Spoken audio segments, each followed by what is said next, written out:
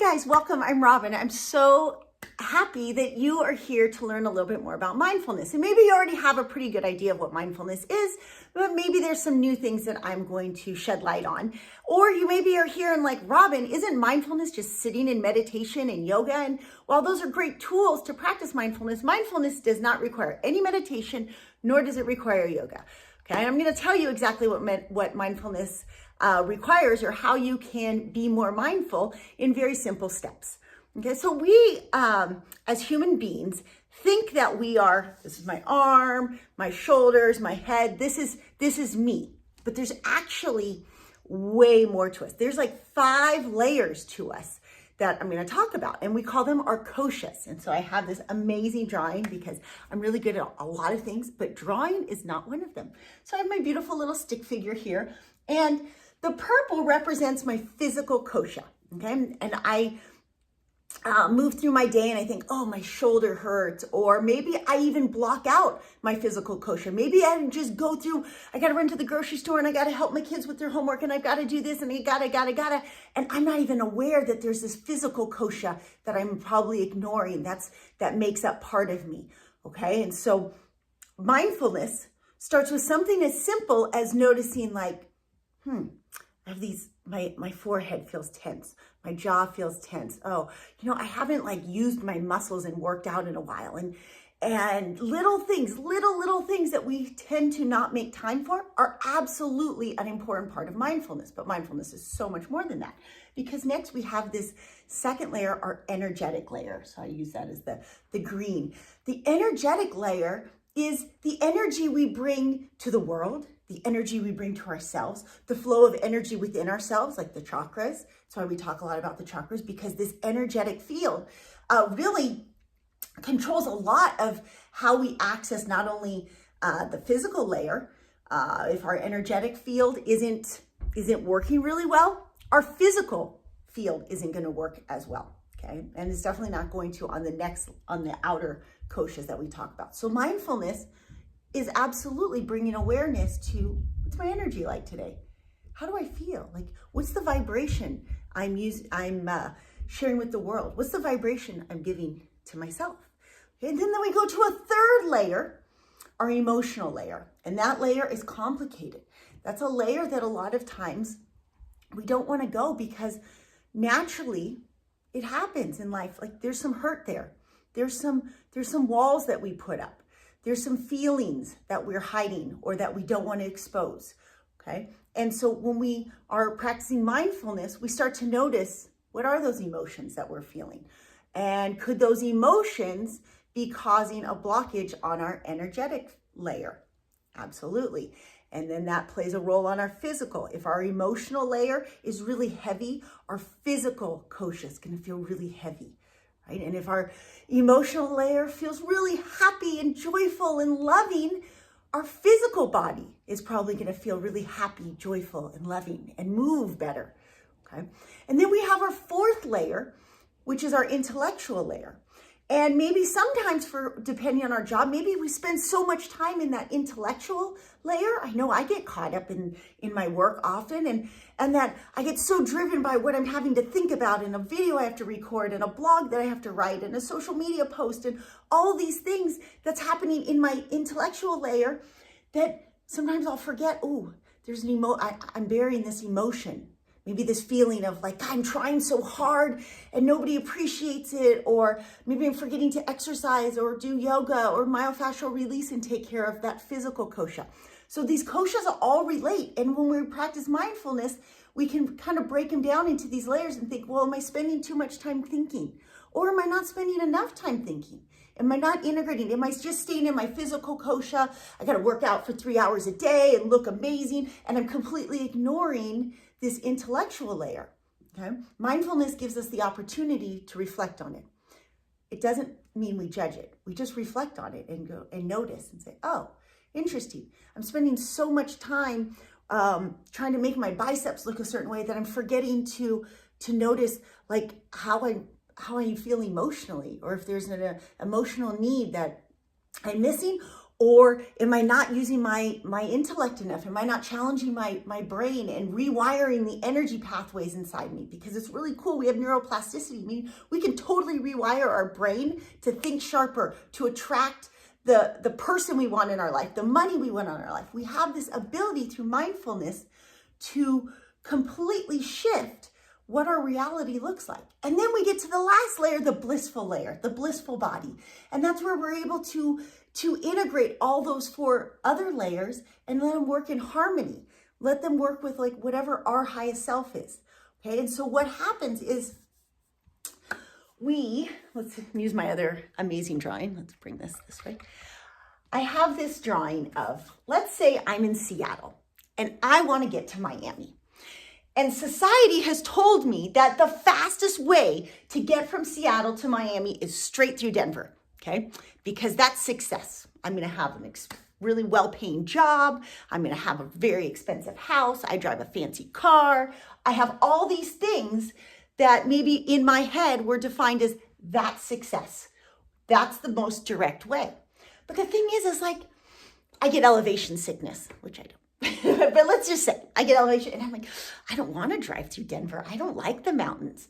No, like I want an amazing dinner. I want to go through New York City. And so we need to shift and be like, you know what? I can get to Miami. It might take me longer, but it's going to make me so much happier to go to New York City and go see a play on Broadway, go to the most amazing restaurants. This is the path I want to take. Or maybe not. Maybe you're like, I just love the beach. I want some warm weather. I want 70 degrees all the time. I'm going to take the route through San Diego. And then I'm going to get a pretty good meal in Austin, Texas too. And then I'm going to go to Miami. But here's the thing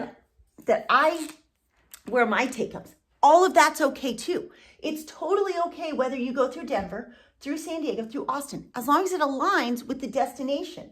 So maybe in mindfulness, you have to question first, is Miami where I want to go?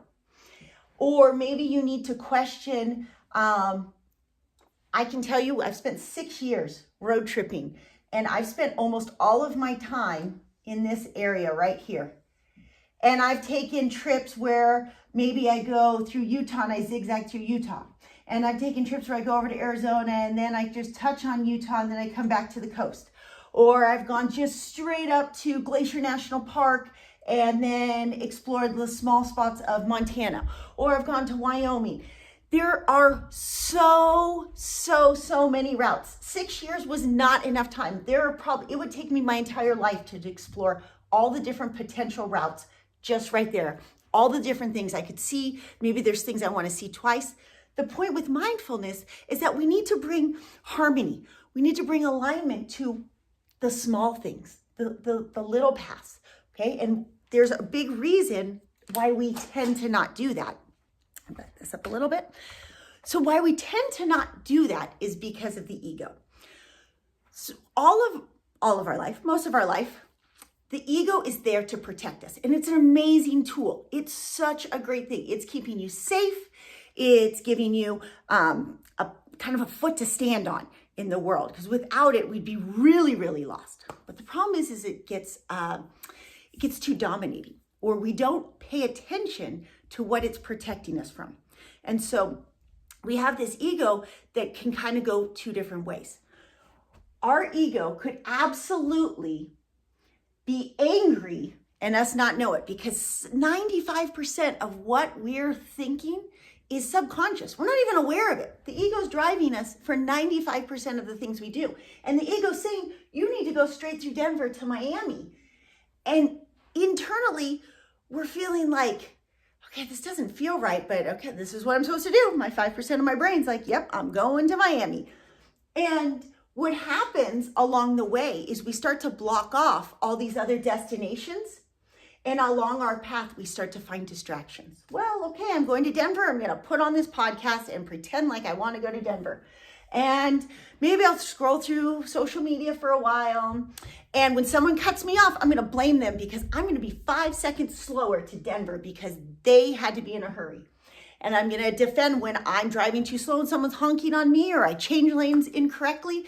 I'm going to defend like I was right. I totally had the right of way in this situation. Or maybe I'm going to hide. Maybe I'm not going to cause any red flags, okay? The point being, we actually have a choice in how we drive, but we tend to drive the same way. We tend to drive with the flow of traffic. We tend to pull off at the truck stop with the biggest lights. We tend to go to the same fast food because it does do an amazing job at catching our attention. And subconsciously, it's like, well, everybody stops at Subway to get a sandwich, so I'm going to stop at Subway to get a sandwich. We go through these autopilot things through our day because the ego doesn't know any better. It's just trying to protect itself. It wants to fit in. It wants approval. It wants to be seen as the best. But the thing is we can use that ego also in the positive to nurture our koshas. We can have awareness of the fact that our ego is trying to defend it and give it a little bit of kudos and like, okay, ego, you know, we're going to drive a car today. I'm going to give you that one, but you know, we're going to take a different route because this isn't the route that really serves me well. And I really want to go see these other things. And so we have a little bit of an understanding of why our ego is taking us on a certain route, or why our ego doesn't want to turn the brights on so we can see better, okay? Or why our ego wants to make us always exit in major cities instead of maybe exiting the freeway in the middle of a rural area or in the middle of nature where we feel more vulnerable and more exposed. But it's also maybe the spots where we can find the most fulfillment, where we can have the least number of distractions, where we can actually see the stars, and we can start to notice our own thoughts instead of like this influx of stimulus. So when we use mindfulness, we can shift the ego away from distracting and blaming and defending and hiding. We can take the ego to understanding and to compassion. And the best is willingness. The best thing you can do if you take any of our mindfulness courses, or whether you just take this video and practice and implement mindfulness on your own, it's having this willingness to see the world in a different light. It's having the willingness to deconstruct some self-limiting beliefs that might not serve you anymore. A willingness to admit that maybe the path you went on wasn't the right path. Maybe you can take yourself to Denver and be like, you know what? I'm really proud of how hard I worked to get from Seattle to Denver, but I'm not going any further. Like, I'm just going to turn left and go 5 miles and just park it there and see what happens. All this willingness, this acceptance for the journey that you've had, and this willingness to be something more, we talk about it in terms of consciousness. And so mindfulness is a really good tool to elevate our consciousness, because when we're at these lower consciousness of like shame, fear, anger, our ego is trying to defend something that maybe from a past trauma, a hurt, maybe just because it's never been told that you don't have to. And we want to move past that. We want to get to a part of empowerment, like I said, acceptance, willingness, maybe eventually moving to love, joy, who knows, enlightenment. Okay, can't promise you, but I'll let you know if I ever get there. So mindfulness is an amazing tool. Mindfulness can be as simple as paying attention to how your shoulders feel. It can be as simple as questioning, am I heading to the destination? It can be like looking back in the past at like, what destinations did I like? I talk about it in my empowerment class a lot that, we don't give ourselves enough time to really reflect on who we are. And a lot of that is a kind of a mix, nurture and nature. And so that's why in our empowerment courses, we talk about understanding your enneagram and your Myers-Briggs, because part of mindfulness really starts with understanding your wiring. You are probably way different than me. Doesn't mean you're any better or any worse. We're just different. And in order to, one, love ourselves more and to have a better world, we kind of have to understand ourselves. And so we have, in our courses, we talk about, like, you really want to know, like, what your Enneagram, because that's your core desire. Like, for me, like, I crave intensity, I crave challenge, I crave growth. But, you might be, you might crave achievement, you might crave perfectionism, you might crave like some form of loyalty. You might crave peace. Whatever that is, that's okay. It's really important. What's hard is if you think you're something else and you're going through your entire life like telling yourself, I want Miami. Miami is my destination, only to get there and be like, shoot, Miami is way too hot for me. What was I thinking? And so understanding that core desire and understanding your Myers-Briggs, which is your personality, it's more of how you behave in the world. Understanding that how we behave is a function of how our computer programming is, meaning not even just so much how we are raised. We have this natural tendency for 4 different functions, and those functions are nurtured throughout our lifespan. Function 1 is when we're really young, function 2 comes on in our teen years, function 3 as young adults, and function 4 hopefully in like anywhere 40, 50, 60 years old. Hopefully we, with practicing mindfulness, we get better at developing that 4th function. Well, knowing that function makes a huge difference when it comes to interacting with the world, when it comes to having a conversation with your ego, when it comes to understanding which kosha tends to get blocked. Like knowing my enneagram and my Myers-Briggs, I get stuck in my orange kosha a lot. I spend a lot of time in that intellectual kosha, and I have to be reminded or remind myself that I need to get back to my purple kosha. Okay, that's why for someone like me, doing an intense yoga or myofascial release is really good for me. My husband, great at spending time in his physical kosha, doesn't necessarily like to go to that blue or orange kosha. So if you're a type 2, the reason you need to sit in nature a little bit more is because you need to not be moving through your physical body and not be giving to everybody else, and be able to sit there and just like have time and space for the thoughts to just arise. And so you can start contemplating these things because you have such big hearts and you're giving to everybody else. And, you probably still need to nurture your body, but we all have different wirings, and knowing those functions are so, so valuable. And that's why that too is a big part of mindfulness. Understanding your core desire, knowing your tendencies, your core cognitive functions are so great. It will set you up for so much more compassion, understanding, and awareness. Okay, so I hope this mindfulness course really helps you. I hope you enjoy our new website. I'm really excited to be teaming up with my daughters on this, and they have so many amazing gifts to share with the world. It's been really nice because mindfulness is something that we integrated in our family with homeschooling from a very young age. Was something as simple as I would tell them when they were about 10, 11, 12. Like I kind of took away their traditional school and said, what makes you happy? How can you use, you can't go distract yourself. You're not allowed to do this, but you're allowed to use creativity and use your intellectual kosha to think about like, how can you contribute? What can you learn more about? Where can you grow yourself into a vision of what would make you happy? What makes you excited? And so it just triggered this whole series, a slew of like courses and blogs and inspiration. And I really hope you enjoy it, because I think the gifts that this new website of ours and these new courses is going to make a big difference. And I'd love to hear your feedback. So feel free to email me anytime, Robin@nomadswithapurpose. And I love you guys.